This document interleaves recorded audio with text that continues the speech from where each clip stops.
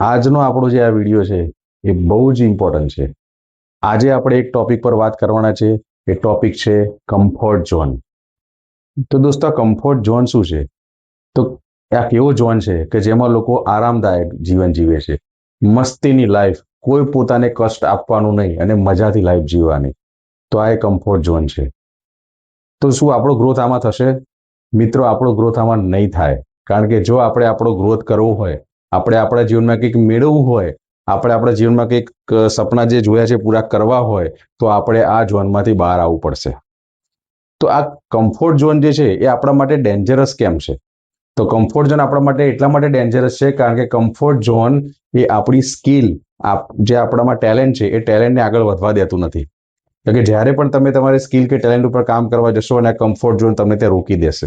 રોકી દેશે મીન્સ કે તમને આગળ વધવા નહીં દે, કે શું કરવા આટલું દોડવું છે, કેમ આટલી આપણે મહેનત કરવી છે, આ મેળવીને આપણે શું કરશું?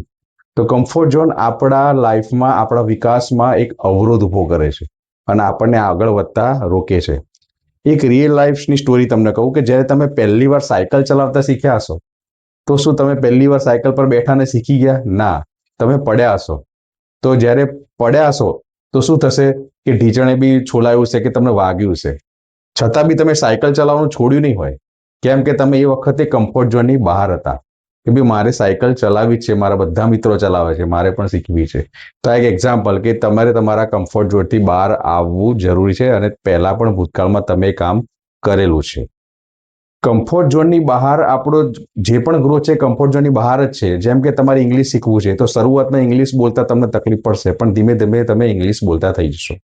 તમારે પબ્લિક સ્પીકર બનવું છે પણ તમને બોલવામાં ડર લાગે છે, તો શરૂઆતમાં તમને ડર લાગશે પણ ધીમે ધીમે ડર ઓછો થતો જશે અને તમે પણ પબ્લિક સ્પીકર બની શકશો. તમારે જીમમાં જઈને બોડી બનાવી છે તો શરૂઆતમાં તમને જીમમાં મસલ્સ પેઇન કરશે, પણ ધીમે ધીમે તમારા મસલ સ્ટ્રોંગ થશે અને તમે જીમમાં પણ જઈને બોડી બનાવશો. તો આ પ્રક્રિયામાં શું થયું કે તમે કમ્ફર્ટ ઝોનના બહાર આવ્યા અને તમે તમારો ગ્રોથ કર્યો. તો તમારે કમ્ફર્ટ ઝોનની બહાર આવવા માટે શું કરવું પડશે? બીજું એક કામ કે તમારે નાના નાના સ્ટેપ લેવા પડશે. રોજ એક સ્ટેપ લેવાનું નવું, કે ભાઈ મારે 5% 10% એક નવું કામ એક્સ્ટ્રા એડ કરવું છે કમ્ફર્ટ ઝોનની બહાર આવીને. કમ્ફર્ટ ઝોનની બહાર આવી ત્યારે ડર લાગવો એક નોર્મલ વસ્તુ છે, પણ એ ડર ક્યારે દૂર થશે કે જ્યારે તમે એક્શન મોડમાં આવશો ત્યારે. જ્યારે તમે એક્શન લેશો તમારા કામની અંદર તો તમે 100% એમાંથી નીકળી શકશો. જેમ કે તમે બિઝનેસમેન છો તો કોઈ પણ બિઝનેસનો ગ્રોથ કરવો હોય તો તમારે કમ્ફર્ટ ઝોનની બહાર આવવું પડશે. એક એવા એક્શન લેવા પડશે કે જે તમે ભૂતકાળમાં ક્યારે લીધા નતા, તો તમે તમારા બિઝનેસને ડબલ ગ્રોથ કરી શકશો. તમારા પ્રોગ્રેસને તમારે ટ્રેક કરવું પડશે કે હું કમ્ફર્ટ ઝોનની બહાર આવ્યો છેલ્લા 1 મહિનાથી કે 1 અઠવાડિયાથી, તો મારા બિઝનેસમાં કે મારી દિનચર્યા કે મારા કામમાં શું ફરક પડ્યો. જેમ કે કોઈ સ્કૂલમાં ભણતું બાળક હોય, એ દરરોજ એને વાંચવાની ટેવ નથી, થતો તો વાંચતું નથી કારણ કે કમ્ફર્ટ ઝોનમાં છે. તો એને રોજ 1 પાનું, 2 પાનું, 3 પાના એમ કરતા કરતા રોજ વાંચવાની હેબિટ બનાવે તો ધીમે ધીમે એ પણ કમ્ફર્ટ ઝોનની બહાર આવી જશે. તો પોતાના પ્રોગ્રેસને ટ્રેક કરતા રહો કે તમને કેટલી સફળતા મળી. પછી જ્યારે પણ તમને એમ લાગે કે હું કમ્ફર્ટ ઝોનની બહાર આવ્યો અને મને સક્સેસ મળી રહી છે, તો પોતાને ખુદને રિવોર્ડ આપો, જેથી તમારે ખુદનું અંદર તમને મોટિવેશન મળશે કે ના, કે હું સહી ટ્રેક પર, સહી દિશામાં જઈ રહ્યો છું. મિત્રો, આજનો આ જે વિડીયો છે એના ઉપરથી માર તમને મેઇન કહેવાનો અર્થ એક જ છે. દુનિયામાં ઘણા બધા લોકો એવા છે કે હજી સુધી કમ્ફર્ટ ઝોનમાં ફસાયેલા છે. તો પોતાને જ પ્રશ્ન પહેલા કરજો, શું આપણે કમ્ફર્ટ ઝોનમાં ફસાયેલા છીએ? જો હા, તો તરત એમાંથી નીકળી જજો. જો તમે એમ કમ્ફર્ટ ઝોનમાં ફસાયેલા નહીં હો તો તમે 100% દરરોજ અથવા તો મહિને કે વર્ષે તમે પ્રગતિ કરતા જશો, કંઈક નવું કરતા હશો અને તમે કંઈક તમારા કામ કે રૂટીનમાં ગ્રોથ લેતા હશો. પણ જો તમારા કામમાં ગ્રોથ નહીં થતો હોય તો સમજો કે તમે ક્યાંક કમ્ફર્ટ ઝોનમાં ફસાયેલા છો.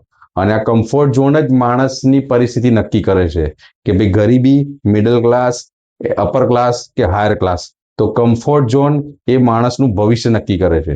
તો આપણે આપણું ભવિષ્ય ખુદ નક્કી કરવાનું છે. તો આપણે આપણા કમ્ફર્ટ ઝોનમાંથી બહાર નીકળવું પડશે. કમ્ફર્ટ ઝોન તમને પેન થવા દેશે નહીં અને નો પેન નો ગેન.